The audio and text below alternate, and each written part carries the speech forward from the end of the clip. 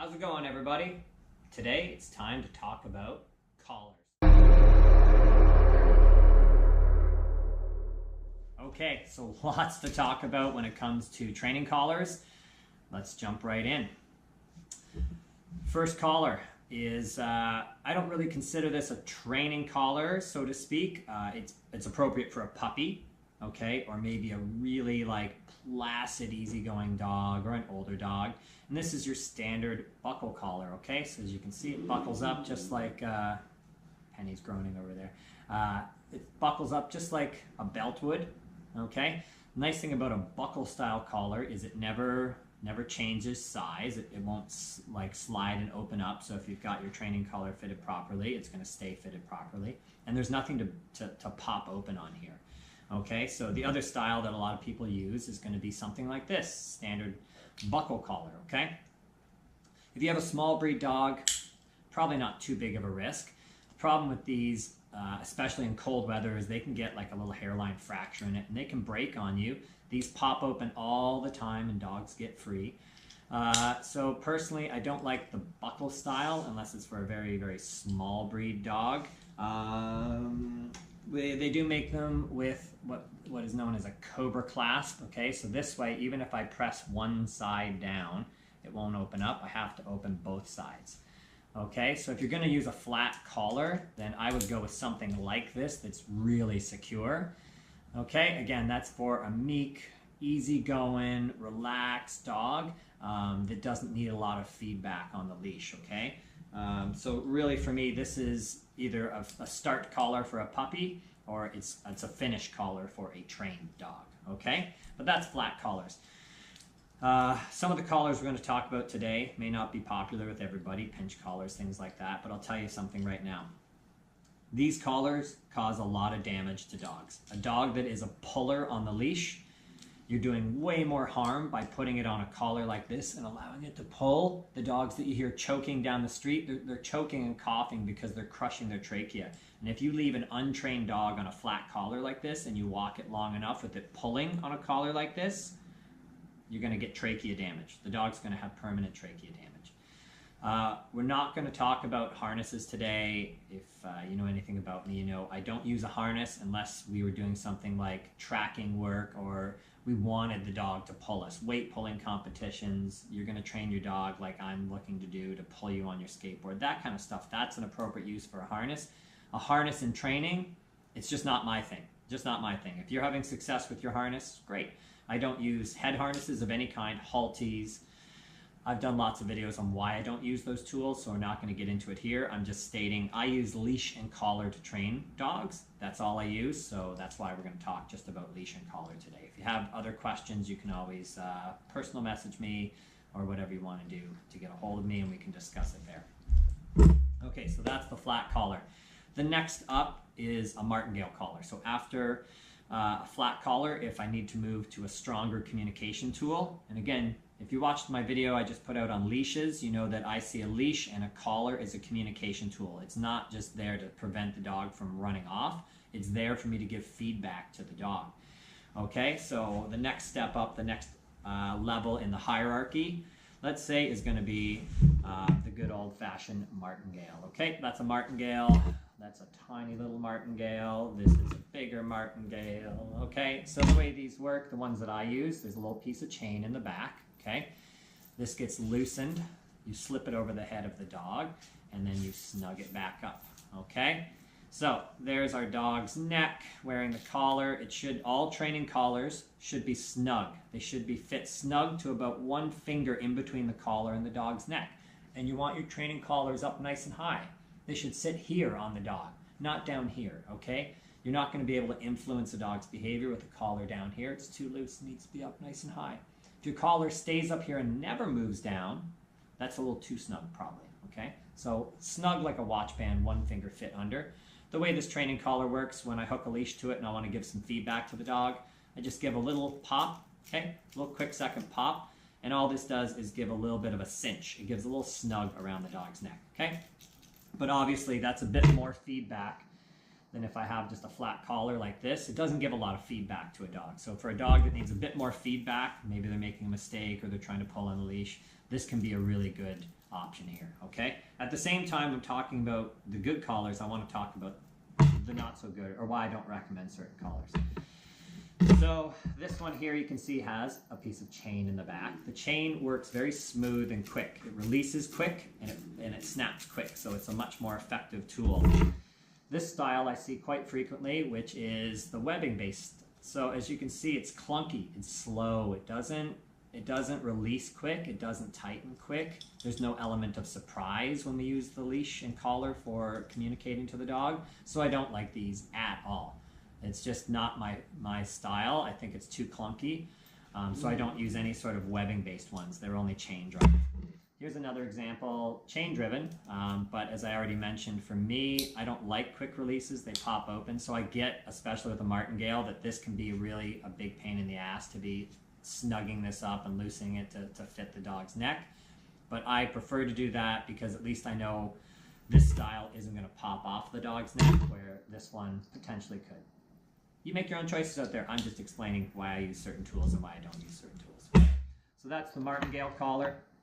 If we're looking on a scale of 1 to 10, being how firm the communication is from a leash and collar, I would say a flat collar, this style collar, is about a 0 or a 1. It just doesn't really give much feedback to the dog. If we're talking a Martingale style collar, on a scale of 1 to 10, I put this around a 4 or a 5 for most dogs. Okay, about median point of communication, correctiveness, whatever you want to talk about there.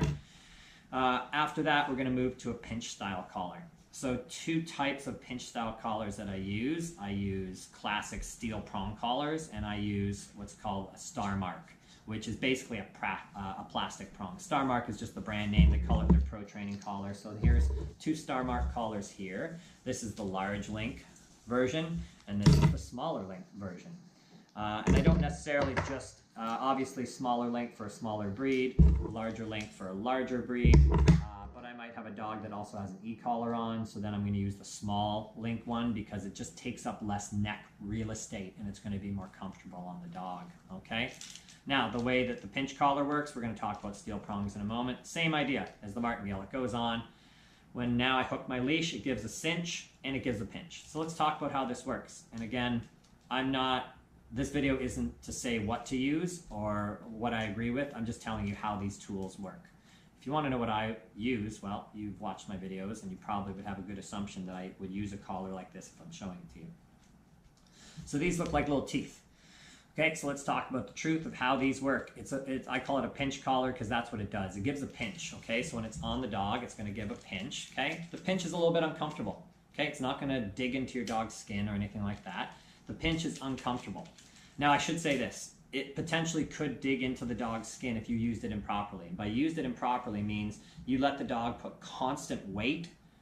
You know, if you had a dog that pulls and you let them go to the end of the leash and pull on this nonstop, this could cause some skin irritation for sure, right? But that's not the proper use. The proper use is to give a quick pop, a moment of feedback to prevent your dog from pulling. If it's used that way, the proper way, you'll never have a problem with something like this. Never, never, never, never tie a dog out on a pinch collar.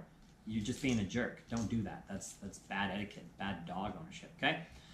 So this is a good example of how they work. Hopefully you can see the little teeth here. So when a puppy is born, the mother will give it a nip to give feedback that you're doing something incorrectly. It learns bite pressure from its litter mates. They're biting each other until one of them yelps. Whoa, that was too much bite pressure, right? We all know dogs get into dog fights sometimes. Why? Because that's how they communicate. They communicate with a bite.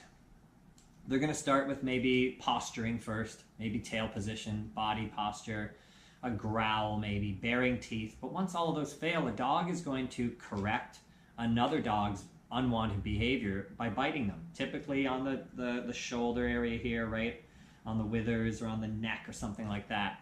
So the design behind this, whether you agree with this or not, is irrelevant. I'm telling you why and how it's designed. It's designed to mimic a dog bite. That's what it's supposed to do.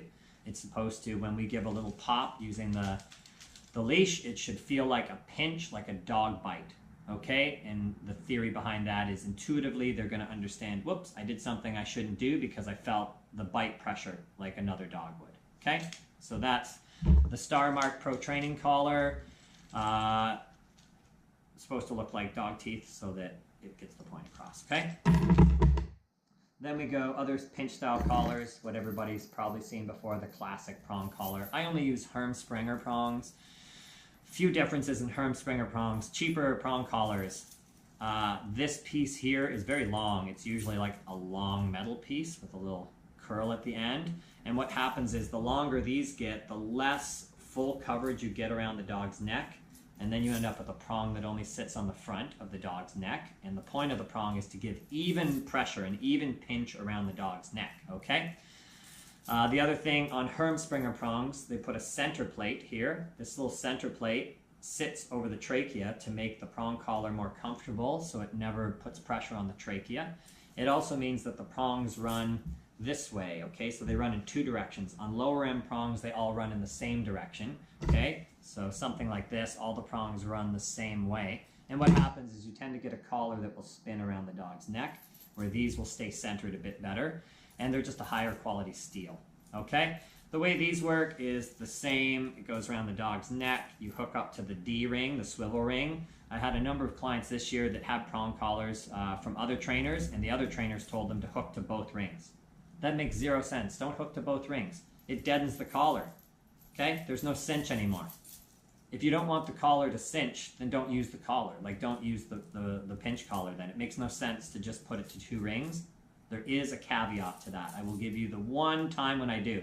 If I was doing long line work with a dog on a pinch collar, I will hook it to both rings to deaden the collar, okay? So there are times when I deaden my collar, but typically if I'm using it with a dog, I need it to cinch, okay?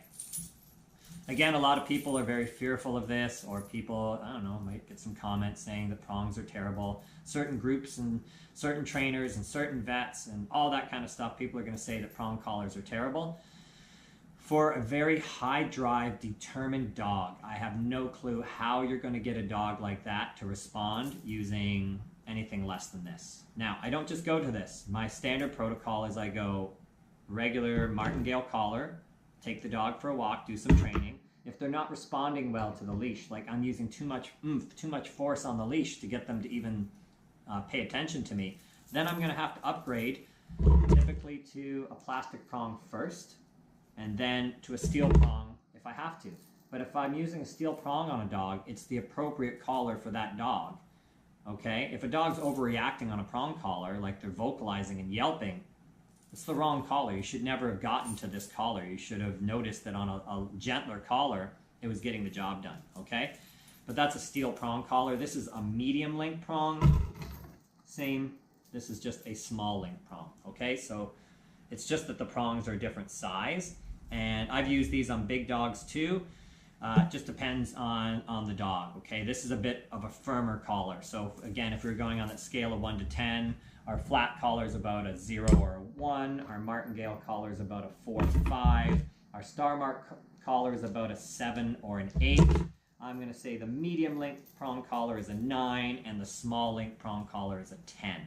And that's in order of how firm of a message they will send to the dog if you've got them hooked up, okay? Essentially, all that's going to happen is your leash work is going to get gentler and more finessed as you move up to a more powerful collar. It's not about delivering firmer and firmer corrections. It's about a dog that does not pay attention to the communication provided on this collar, then we need to go up to a bit of a stronger collar, okay? But that's the prong collar and the way that these guys, I don't use any quick releases on prong collars. They pop open. So the way that the prong collar needs to be fitted is you're going to add or remove links as needed to get the right circumference. And then basically when I take the collar on and off, I just pinch the little prongs together, and that's how it goes on to fit, okay? Again, the no-no version, this guy's webbing driven, and I already said what I don't like about webbing. Webbing drives, they're too slow, and this guy also has a quick release. It's not the end of the world on this one because it still doesn't allow the collar to open all the way up, so not too terrible, but it's just not a system I use. And maybe you can see this piece was already caught into this fat section. It just doesn't work. This is not a great collar, okay? The last one I'll show you under the pinch collars, I haven't really used this too much. This is called a neck tech. This is also from Herm-Sprenger. Okay, and it's basically just another pinch style collar, but it's got these little springboards in here. Don't worry, nothing's sharpened. Hopefully you can see these are like rounded tips. It's not meant, nobody would produce a training tool out there that's gonna harm a dog, okay? So let's just say that. That's never gonna happen. You're never gonna have a training tool that is purposely meant to harm a dog. Nobody is gonna sell that, make it, buy it. It's just ridiculous, okay? So this guy here actually does have a quick release, which I'm fine with. Why? Because this quick release is a locking carabiner, so once that's on, I don't have to worry about it accidentally being popped open. I just thread this locked. D-ring, it works the same way as all the other pinch collars, but a lot of people haven't seen this, so I thought I'd put it out there so you can see what the Hermspringer neck tech looks like. The downside, why I don't really use this, the weight. It's the weight, man. These things, as you can imagine, are they're really heavy for a dog. And quickly, the last collar I will address is the slip chain collar. Oh, I didn't call it a choke chain because it's not meant to choke a dog. I don't use these collars, but I know a lot of clients that have.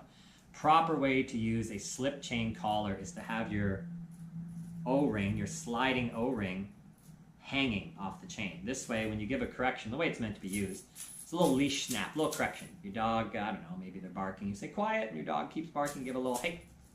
Okay, that's how a correction would look like on this. Okay, the reason it's called a choke chain, the nickname, is because let's say your dog doesn't heel, or whatever the case is. So what I mean is maybe your dog can go to the other side. If your dog flips this collar around by moving to the other side of you, now when I correct, it doesn't loosen. So that's why it becomes called the choke chain, is because if you're not using it properly, then it can actually choke the dog. And the other thing I want you to see is here.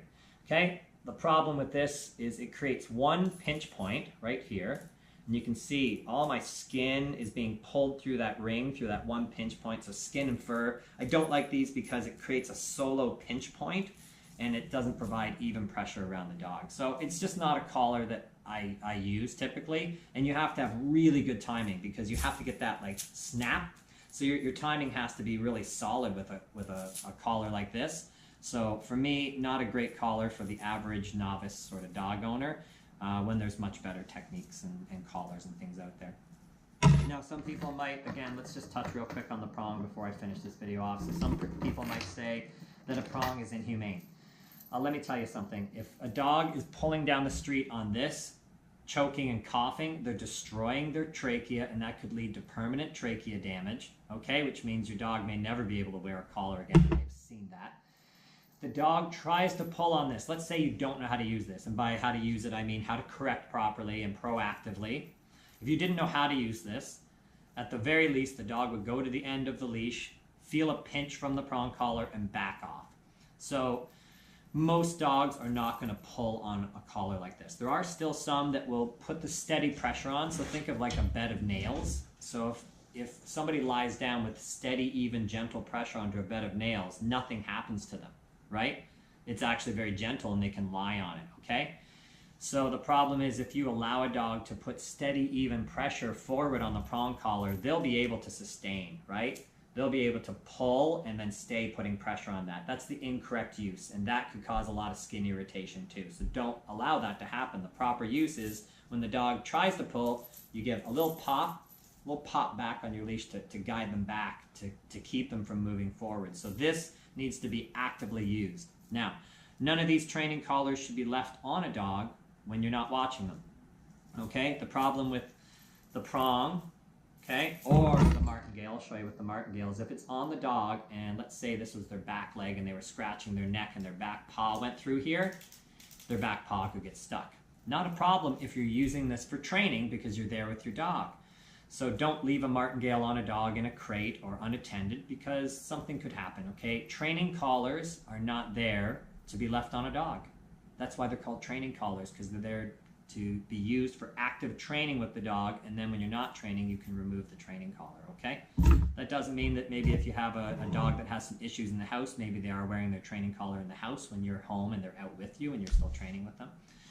Okay, but that's collars. This is something I wanted to do for quite a while just to get the information out there. hey, I'm sure there's other collars out there people may use. They're just not for me. These are the collars I train on, either a flat collar, a martingale collar, or a pinch style collar, whether plastic or steel. But that's it. Those are the collars I use.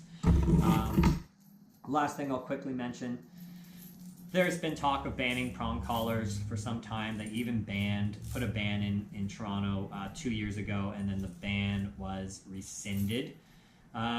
So if they ban training tools like prong collars, I believe the problem then is going to be shortly after that you're going to have breed bans.